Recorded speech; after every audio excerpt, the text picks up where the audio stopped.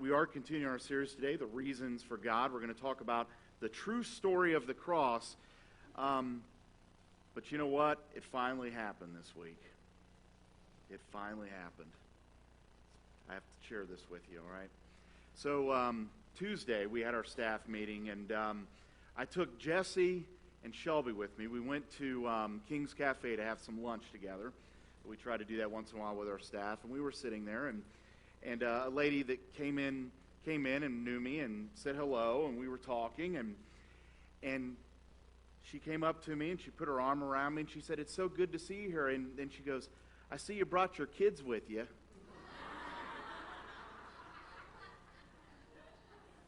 And I said, "No, these aren't my kids." So yes, Jesse and Shelby, I'm getting that old that I could be their dad, all right? So, you know, I don't know. I've struggled with that all week. I've shared that story. I think I'm trying to, figure that out. But anyway, a few minutes earlier, though, something funny happened even before that.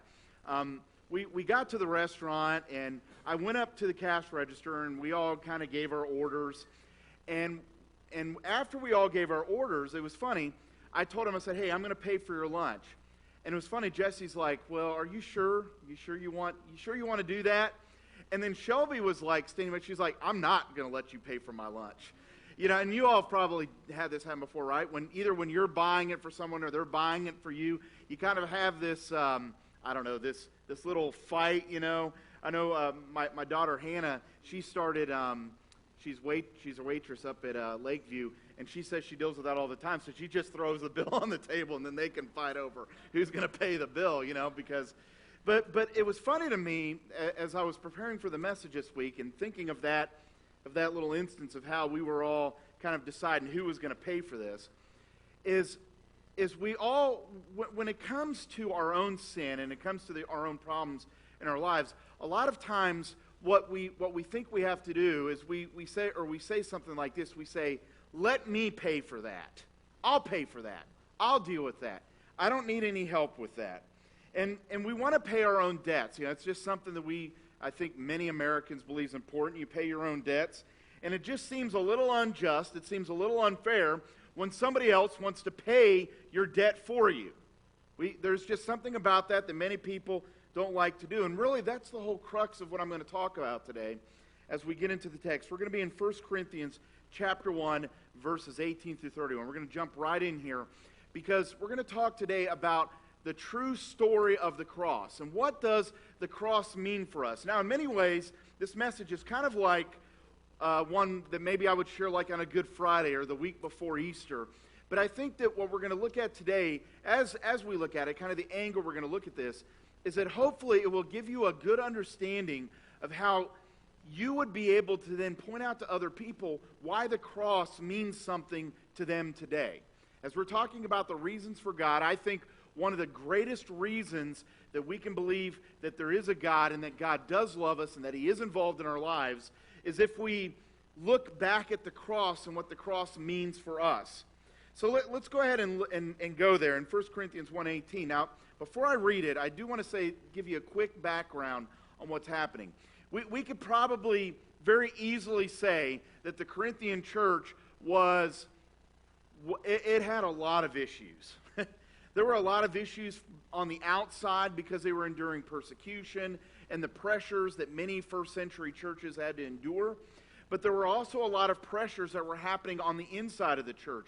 There were a lot of new Christians who didn't understand what it meant to follow Jesus, didn't understand what it meant for their lives to be lived in a different way. And so Paul kind of had to start with many of them from the ground up, especially with those who were Gentiles. And then you also had a little bit of tension there because there were Jews and Gentiles in the church. So many of the Jews thought things should be done this way. The Gentiles thought that things could be done another way. So you see here that there's a lot happening in the church. And if you look at the first 17 verses, just before we get into what we're reading today, we see Paul speaking to that and the importance of unity and people working together and being together in the church. Okay, and so in the midst of this, Paul wants to remind them here in verse 18 and following of the importance of the cross and who they are. All right, so let's look at the first verse, in verse 18. It says, "For the message of the cross is foolishness to those who are perishing, but to us who are being saved, it is the power of God." I love this verse.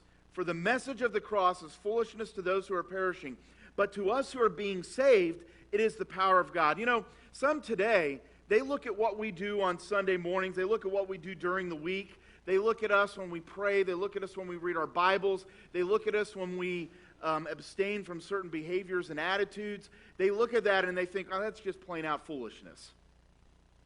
Those people are a bunch of weirdos.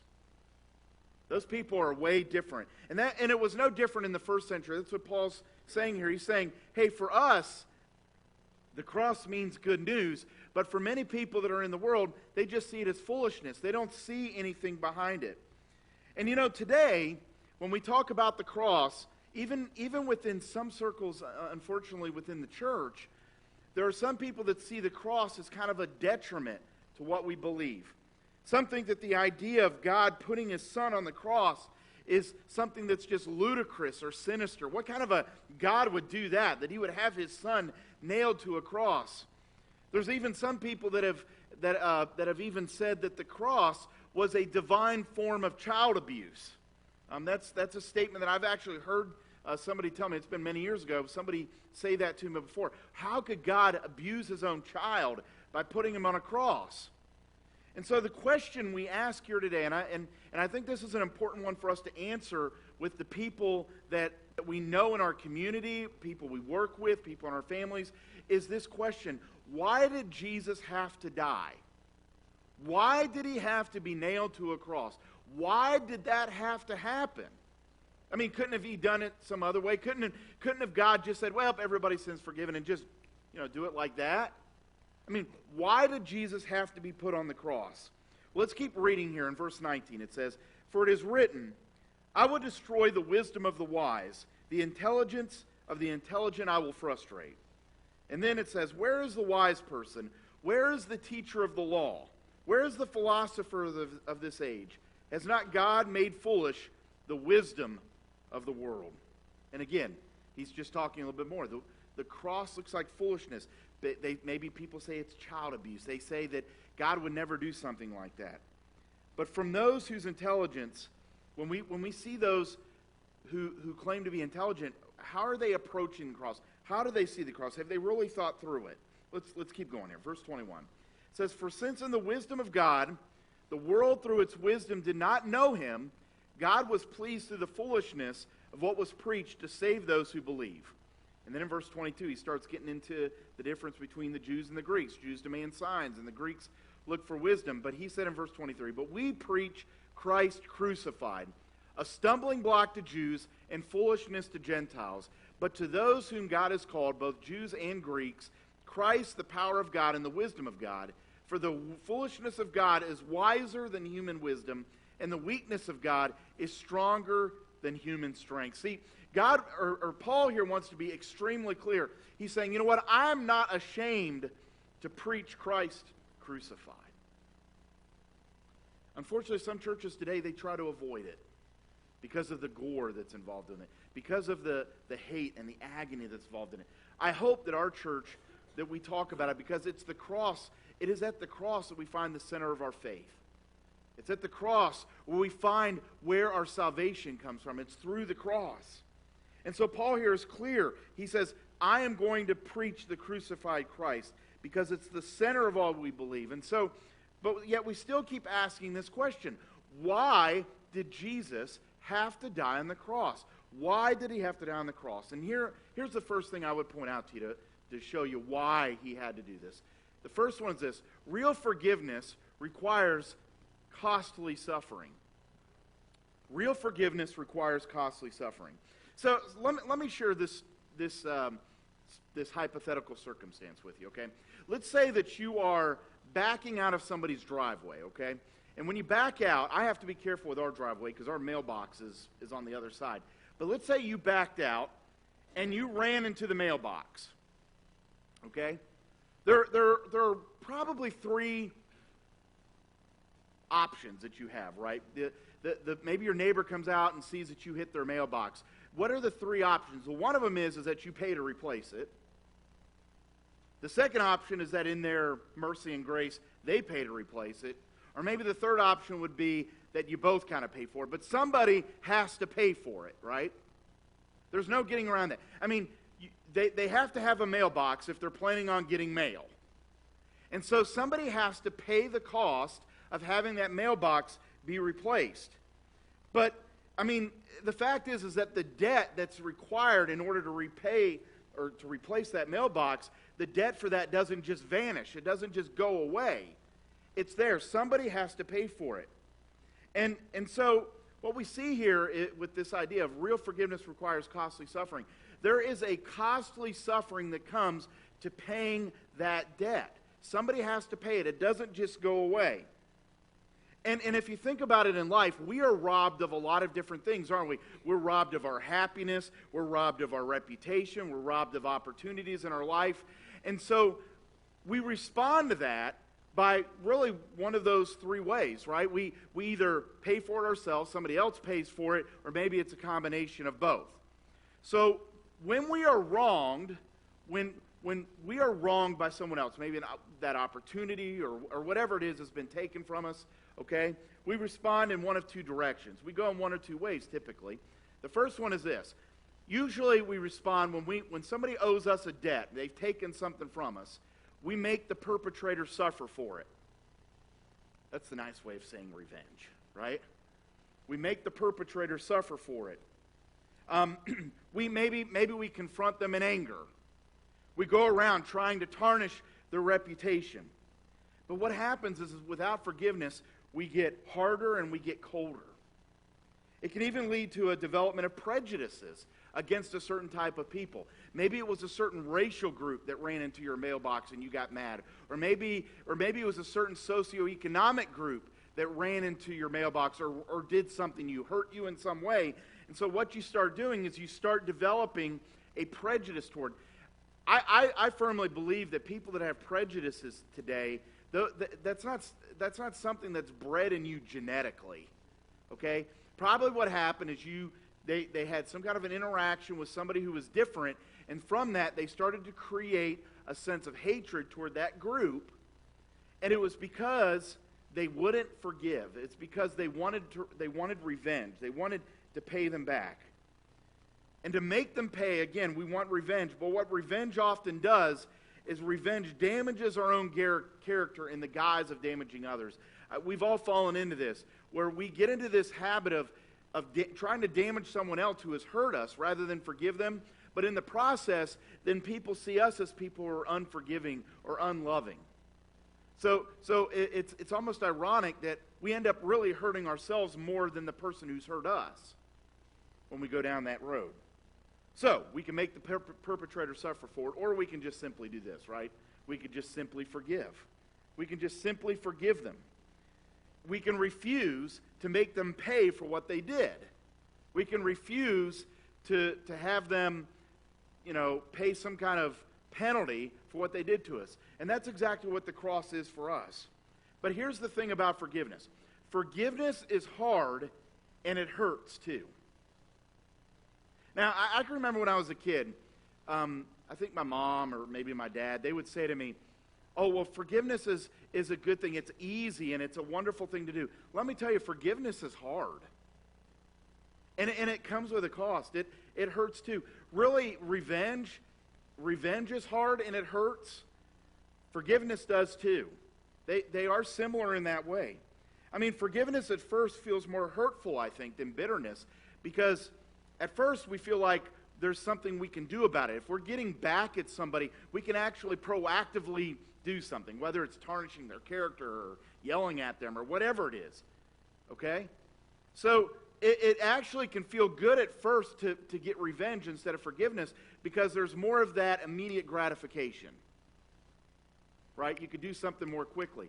Forgiveness, though, is, I've always seen forgiveness as more of a process. It's something that you have that initial step of forgiveness, but it's something you have to do over and over again. I mean, I deal with that all the time.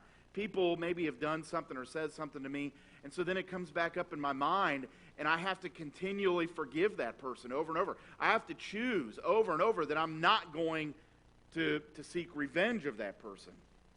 You know, forgiveness really is, it's a surrender of your will. It's laying down your will in front of God and saying, no, I'm not going to get revenge or pay back somebody who's done something to me. But here's the difference, though. I said that both revenge and forgiveness are hard and they both hurt. But here's the thing. Revenge leads to death. Forgiveness leads to life. Forgiveness leads to resurrection and restoration. It means that relationship or that situation can be restored. If I'm seeking revenge, I cannot find that. I will not find restoration or resurrection in that. That's the difference. And that's why forgiveness is so important. Now, some of you might be thinking, okay, but what if somebody has done something really awful to me? Am I supposed to just let them off scot-free? I mean, yeah, I'm supposed to forgive, but shouldn't there be consequences? And I want you to know today that yes, sometimes there should be consequences. There should be consequences sometimes. But where is the consequence coming from? Is it coming out of love and out of forgiveness, or is the consequence coming out of revenge and hatred? Because, see, if it's coming out of revenge and hatred, it's more about getting the person back. But if it's coming out of love and grace, then it seeks restoration. We want that person, through the consequence, to grow through the restoration. I mean, sometimes, you know, a person does have to receive a consequence because it gives them the opportunity to examine their character, right? You know, to kind of look at, okay, this is my mindset, and this is how I approach this. So they need that consequence. I know with my own children, and I know all of us in here, most likely as children, sometimes we would receive consequences. We didn't like them, but the reason we received the consequence was because our parents were trying to instill in us some kind of character trait that was going to help us grow. It wasn't easy. It's hard. But in the end result is a positive, because it helps us to grow. So, and it goes into other areas too. I mean, sometimes it forces us to repair relationships when there's a consequence. Sometimes a consequence, people go to jail, and the reason why is because there's this idea that when you go to jail, it's to remove you, to protect you from other people. Now, unfortunately, our criminal justice system doesn't, I don't think, do the greatest job of trying to restore people. It's more punitive than it's about restoration in a lot of cases. But you get what I'm saying here? Forgiveness gives us the attitude and gives us the opportunity to be able to restore that situation or that relationship. It opens a door. But forgiveness hurts because you got to lay aside your rights. You know, a guy that I think shows this the best is this guy here. I've shared with you about him before. Dietrich Bonhoeffer. I think I've shared the story. But if you don't know, Dietrich Bonhoeffer was a pastor in Germany just before World War II. He was arrested by the Nazis. He was in prison, I believe it was in 1943. He was in prison for 2 years. He was around probably some of the most wicked men that had ever led in a government anywhere in history. And yet, what's very interesting, when you read his writings and you read some of his letters, he had a genuine love for the people who had imprisoned him, and these were the same people that would eventually kill him. He was killed just days before the end of the war. But in some of his letters, he wrote some amazing things, and one thing he wrote was this. He was talking about his brother's burden and how we are to forgive, and he said, "My brother's burden, which I must bear, is not only his outward lot, his natural characteristics and gifts, but quite literally his sin, and the only way to bear that sin is by forgiving it in the power of the cross in which I now share." I love this because what he's saying is that we all share in the same burden and we all need the same cross.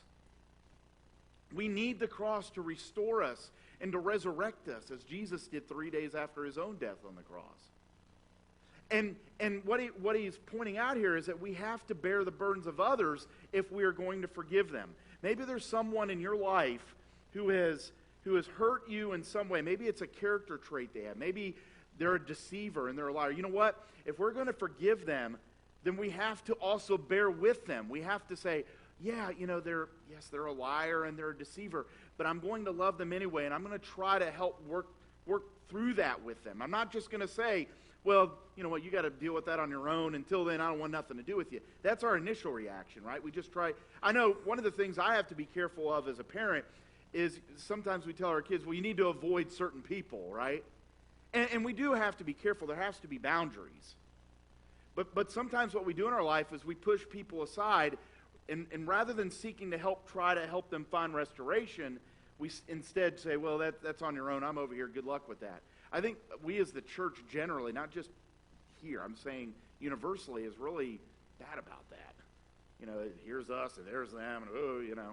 We have to be really careful. And here Bonhoeffer, I mean, he's talking about guys that hate his guts and would eventually murder him.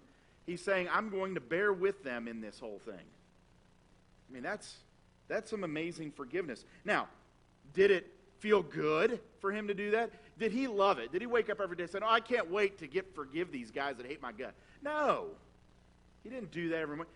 But he had decided that through the power of the cross, of which he shared, that he was going to love the men who were there, even though they didn't like him. They hated him.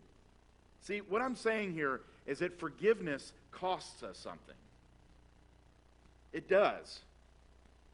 And yet, it's one of the greatest costs, one of the greatest payments that we can ever give to someone else is when we forgive. Because, see, forgiveness absorbs the debt of sin ourselves. And so when it comes to the cross, God decides that in his Son, Jesus Christ, that he would absorb the cost of sin himself. In 2 Corinthians 5:21, it says, God made him who had no sin to be what? To be sin for us, so that in him we might become the righteousness of God. You see that? Jesus became sin. He identified with our sin. He absorbed our sin. He took it upon himself. Why did Jesus have to die? Because only could our sin be taken by someone who is willing to step in our place. You know, in many of our stories, if you think of stories when you're a kid, and even some of the great movies we watch and things like that, we celebrate the idea that to triumph over evil and to suffer to do so is a very noble thing, right? To suffer in order to reach a good end is a good thing. That's in many ways what forgiveness is. We have to suffer through it because it leads to a good result. Now, I've shared with you before, another thing with this is we are all made in God's image, aren't we? And we love stories like that where, you know, good triumphs over evil when the main character or a set of characters has to go through all this pain and suffering to triumph over it. We have a great love for that. Well, because we're in God's image, we're made, I think, doesn't that say that God is the same way? He wants to overcome evil with good. And he wants to triumph over it. And he did that. That's what he did through the cross.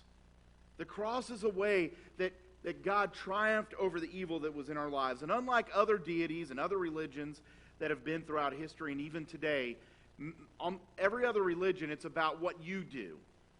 Some religions, even in some ancient religions, even believed you had to give your own blood. They would cut themselves and give their own blood. But our God, the true God, said, no, I'm going to give my blood for you. Isn't that amazing?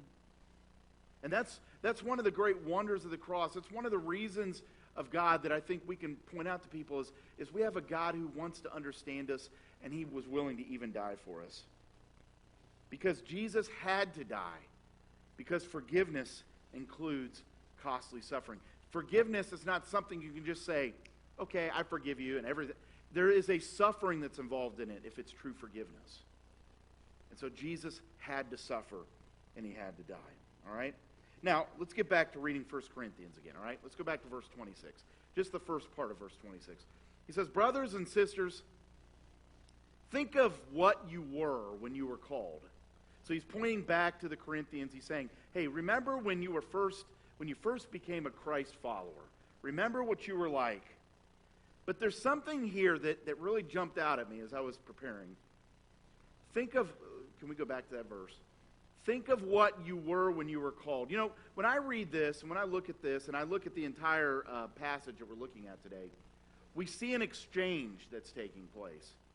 where God is offering a calling. He's inviting them to be a part of his family. There's an exchange, an interaction that's taking place. And that brings us to this next point, is real love is a personal exchange. Real love is a personal exchange. There's been some who want nothing to do with the cross in the church because of its ghastly and horrific descriptions. They would say that you can call God love, but you have to take away the cross. You take away the cross, then God looks a lot more loving. That's what they would say. But what I would say today is if you took away the cross, you do not have a God of love. If you remove the cross, if we took down every cross from behind our stages and off our buildings and from around our necks, and we said no, then we are removing the very symbol of God's love for us. I mean, in 1 John 3:16, it says, this is how we know what love is. That Jesus Christ laid down his life for us, and we also ought to lay down our lives for our brothers and sisters. You see there's an exchange taking place. There's an exchange taking place between God and us. That exchange is Jesus Christ. And then we are called to be an example and have that same type of exchange with others. We're to love our brothers and sisters, as it says there.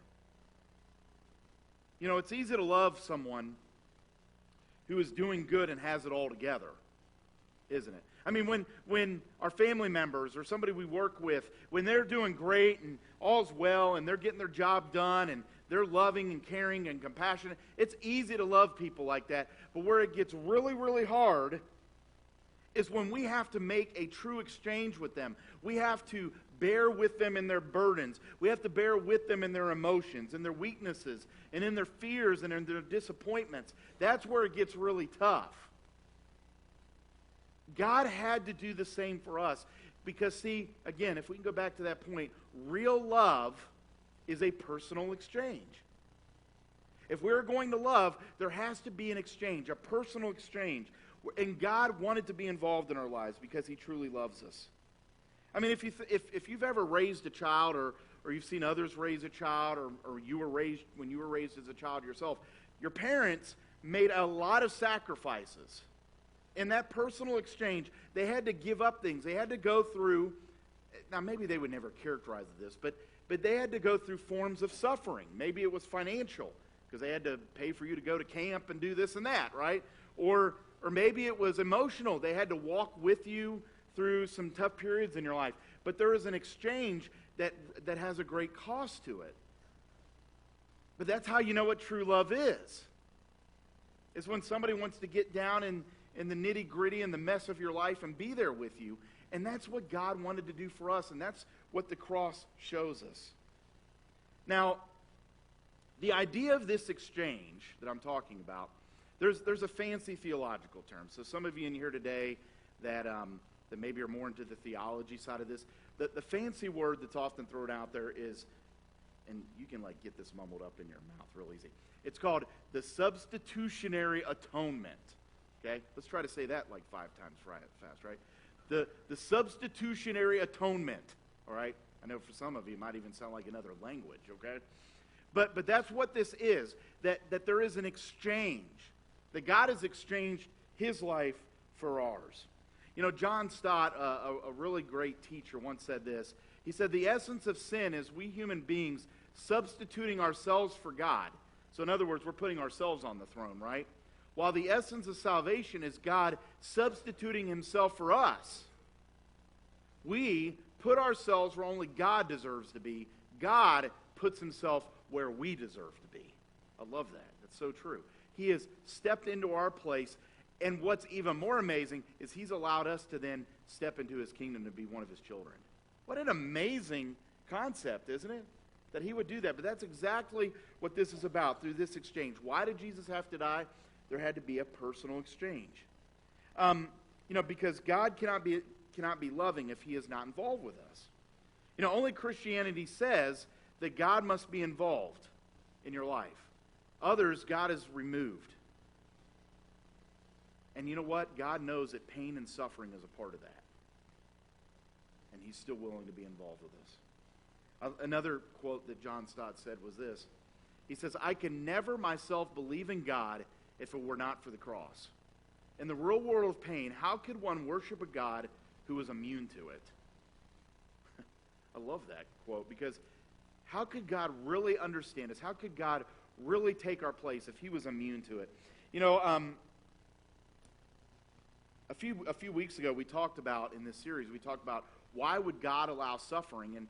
And if you take that to an extreme, you can start to think, okay, God doesn't care about us. God doesn't love us. There's suffering and all that. But the problem with that argument is that God knows what suffering is because he's experienced it. I mean, that changes the whole way you look at it. I mean, think about it when you're a kid and somebody doesn't get a punishment or they don't have to endure some kind of situation. You think, oh, they're sheltered, right? And then you look down on them because they haven't experienced what you've experienced. I'm sure we've all said that. Well, they're sheltered when we think of somebody. God is not sheltered. He's not sitting up on some golden throne in heaven, removed and uninvolved. He's been here with us, and he died for us. Isn't that amazing? I think that's an amazing gift that he's given us. He has made that exchange with us. You know, the cross, just like many other things, it's turned everything upside down. If you look in 1 Corinthians 27 to 31, let's keep reading there. Let's go back to the main text today. It says, but God chose the foolish things of the world to shame the wise. God chose the weak things of the world to shame the strong. God chose the lowly things of this world and the despised things and the things that are not to nullify the things that are, so that no one may boast before him. It is because of him that you are in Christ Jesus, who's become for us wisdom from God. That is our righteousness, holiness, and redemption. Therefore, as it is written, let the one who boasts boast in the Lord. The one who boasts in the Lord. You know, when I read this, there's mention here being made that God cares for those who are oppressed. If you look throughout the Old Testament, there are many commands that are given in the law about caring for those who are oppressed, whether they be people who are aliens to a foreign land, or people that are poor, or people that run into financial hardships due to some calamity. It was important to God. The oppressed are important to God. And then we come into the New Testament, and there's a lot that talks about that as well, how God is there and he loves those who are being oppressed. But see, that kind of flies in the face of the way that the world looks at things, and that's what the cross has done. The cross has turned so many things upside down. You know, the world's wisdom of power was defeated on the cross as suffering gained victory. You know, if somebody was nailed to a cross back then, they thought, oh, that's a big loss. But Jesus turned it into a victory, didn't he? I mean, we look at other things, the other values of this world that he turned upside down. You know, power, wealth, all these things, they were all turned upside down. Another theologian, N.T. Wright, said this. He said, the real enemy, after all, when he was talking about when Jesus was on the cross, was not Rome, but the powers of evil that stood behind human arrogance and violence. And on the cross, the kingdom of God triumphed over the kingdoms of this world by refusing to join in their spiral of violence. On the cross, Jesus would love his enemies, turn the other cheek, and go the second mile. You know, Jesus could have been nailed to that cross, and in a fit of revenge, he could have lashed out at everybody around him. But instead, he said, no, I am not going to be a part of this spiral of violence. I'm going to take upon myself that oppression to cover the oppression of those who are sinners, which is all of us. The cross has changed our mindset. It has changed everything. Because of the sacrifice there, we are now encouraged to sacrifice ourselves. Where money, instead of being hoarded, is to be given away. Where power, instead of holding it and controlling everyone, the way it's supposed to be is that we use power to serve. That's what the cross has done. The cross released us from the traditional worldly bondage of money and power and other things. It released us into freedom where we can serve and love people in the right way. But again, was there any other way for us to be forgiven? You know, Jesus even asked that question himself. If you look in Matthew, when he was praying on the night he was in the garden before he was to be crucified, going a little further, Jesus fell with his face to the ground and prayed, my Father, if it is possible, may this cup be taken from me. But then what does he say? He says, "Yet not as I will, but as you will." And so the question is, was there another way? And Jesus here tells us the answer to that. There was no other way. There was no other way. He had to give his life because there had to be an exchange of love by understanding what suffering is and by having a costly sacrifice, which is what Jesus gave. There was no other way. Now, the true story of the cross is that Jesus paid the cost of our forgiveness by putting himself in our place. And so today, that is what I want you to know. As you go out and you connect with others in our community, you talk to them about Jesus' love. And they maybe ask this question, why did he have to die? He had to die because he wanted to connect with us. And only through costly suffering can a debt be paid. That's the way our lives work every day. We have to pay some kind of cost in order to repay a debt. Jesus had to do that as well for our sin. And that's what he did when he went on the cross.